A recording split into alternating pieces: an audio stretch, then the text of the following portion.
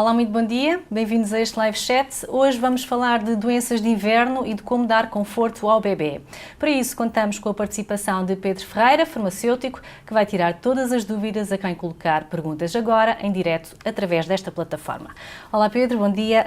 Nós estamos no inverno, estamos todos um pouco mais fragilizados em termos de saúde, mas os bebés são de facto uma população que gera mais preocupações, não é?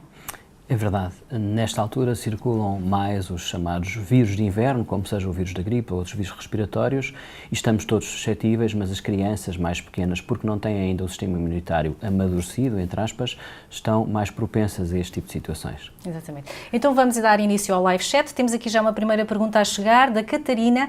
O meu filho anda constantemente com expectoração. Quantas vezes ao dia deve fazer os vapores para libertar essa expectoração?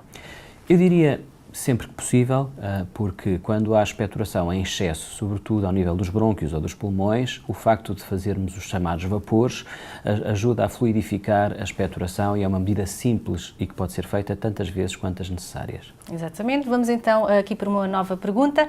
O David diz o seguinte: o meu filho vai fazer 3 anos, agora dia 28 de janeiro, e tem já um historial clínico muito comprido. Desde os 7 meses que já teve 16 bronquiolites, uma pneumonia e uma gastroenterite com internamento.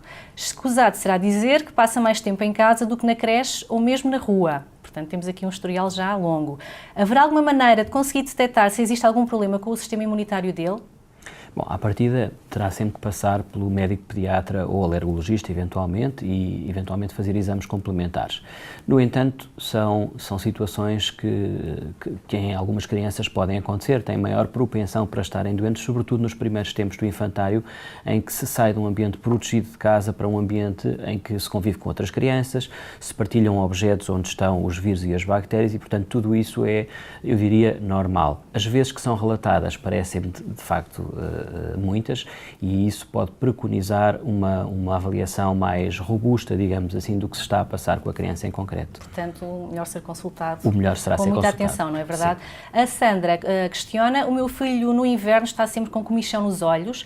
Existem algumas gotas que possa pôr para aliviar? Ele tem 3 anos. Efetivamente, existem algumas gotas, os chamados antihistamínicos de utilização tópica, que podem ser usados nestas situações. No entanto, se é um problema alérgico de fundo, obviamente falar primeiro com o médico assistente e normalmente nessas situações utiliza-se muitas vezes até um antihistamínico, um xarope, durante um tempo em que decorrem as alergias. Depende muito da situação, mas podem ser utilizadas gotas oftálmicas antialérgicas. Temos aqui já perguntas muito variadas a chegar. O Ricardo pergunta agora: posso vacinar o meu filho de 5 anos contra a gripe? A vacinação da gripe pode ser utilizada a partir dos 6 meses de idade, mas só se houver uma indicação médica, ou seja, se houver uma doença crónica de base.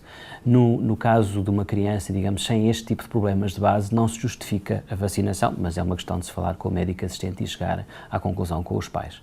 Por norma, não deverá ser vacinado. A Isabel diz o seguinte: o meu bebê já teve 2 otites. Gostaria de saber como o posso proteger e o que fazer para conseguir curá-lo dos constipados. Tem muito ranho e muita tosse. Os constipados surgem porque há sempre vírus em circulação, os chamados adenovírus, que são os vírus responsáveis pelas constipações durante o inverno. As otites, normalmente nestas idades, surgem porque os fluidos que estão a nível do nariz sobem até ao ouvido e provocam essas infecções. Portanto, as otites em si não sendo contagiosas, as constipações que estão na base ou as infecções bacteriológicas, essas sim são contagiosas. A primeira medida e a mais simples é lavar as mãos com frequência, tanto as mãos do bebê como as mãos das pessoas que estão em contacto com a criança. Eu diria que um dos outros fatores será evitar sítios fechados com muita gente na altura do pico da gripe e das doenças respiratórias, mas tirando isto e as medidas normais de bom senso, como adequar a roupa do corpo à temperatura ambiente, não haverá muito mais a fazer. Faz mesmo parte do inverno. Em relação às otites, há muito aquela questão de basta proteger as orelhas que não apanha otites, mas não é bem assim, não é? Não, não é bem assim.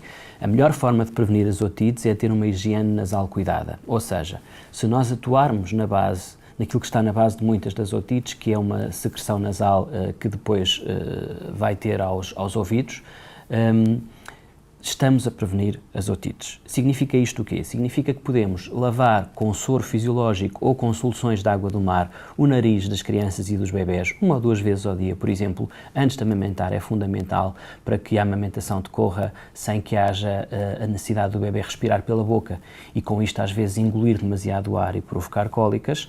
Se nós fizermos uma boa lavagem nasal, estamos a evitar que haja esta contaminação dos ouvidos e a evitar que surjam as otites. Está na base da prevenção das otites uma boa higiene nasal. Passemos então agora para os problemas de pele. A Madalena diz o seguinte: o meu filho tem muitos problemas de pele. No verão alivia um pouco porque anda de calções. No inverno, com os colãs, é um inferno. Existe algum tipo de creme para o inverno para crianças com dermatite? Sim, a dermatite é uma situação que não tem cura e que aparece normalmente no primeiro ano de idade em crianças que já têm antecedentes familiares de doenças de fundo alérgico, como sejam as asmas, as rinites, a própria dermatite nos pais, por exemplo. O que é que acontece? Basta ter aqui algumas medidas para aliviar e muitas das vezes, ou a maior parte das vezes, com o desenvolvimento e com a idade, estas situações ou reduzem muito ou desaparecem completamente. Em primeiro lugar, utilizar vestuário mais à base de fibras naturais, como sejam o algodão, que é muito arejado. Depois, arejar com frequência o quarto onde estão as crianças. Evitar aqueles peluches, porque são fonte de acumulação de pós e de ácaros, e o contacto com os ácaros agrava a dermatite. Escolher produtos adequados, quer para a higiene, para o banho, e aí, obviamente, a farmácia é um aliado e pode ajudar a mãe no seu conselho a escolher os produtos mais apropriados. Normalmente são produtos sem perfume, com o mínimo de ingredientes possíveis. Quando surgem as crises, às vezes é difícil evitar que eles vão para o mar ou para a piscina, é de evitar, mas não se conseguindo evitar, porque as crianças querem tomar banho e nadar, faz parte da infância, existem os chamados cremes barreira, que diminuem um pouco a comichão e a sensação de ardor. Mas quais são exatamente os sintomas? Há também vermelhidão na pele? Sim. A dermatite provoca comichão, vermelhidão na pele, às vezes aparecem as chamadas bolhinhas, as vesículas com líquido e depois numa fase posterior ficam vermelhas e descamam. Isto é o típico da dermatite. O banho com água morna e utilizando estes produtos e uma hidratação com cremes indicados, os chamados cremes emolientes, por norma sem perfume, acalmam muito a comichão, e o acalmar da comichão faz com que muitas vezes a situação resolva por si. Mas é normal também, e eu aqui chamava a especial atenção às mães que às vezes desesperam porque lhes é recomendado um produto adequado à dermatite e não funciona, é normal que às vezes tenha que experimentar mais do que um produto, mais do que uma marca até chegar ao produto certo para a pele daquela criança ou daquele bebê. Exatamente. Nós temos aqui perguntas muito variadas.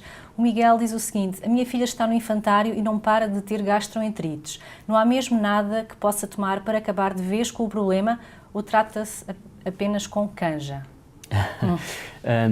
É muito importante ter um cuidado na alimentação. O facto de nós fazermos uma alimentação rica e variada com vegetais e com fruta ajuda o nosso organismo.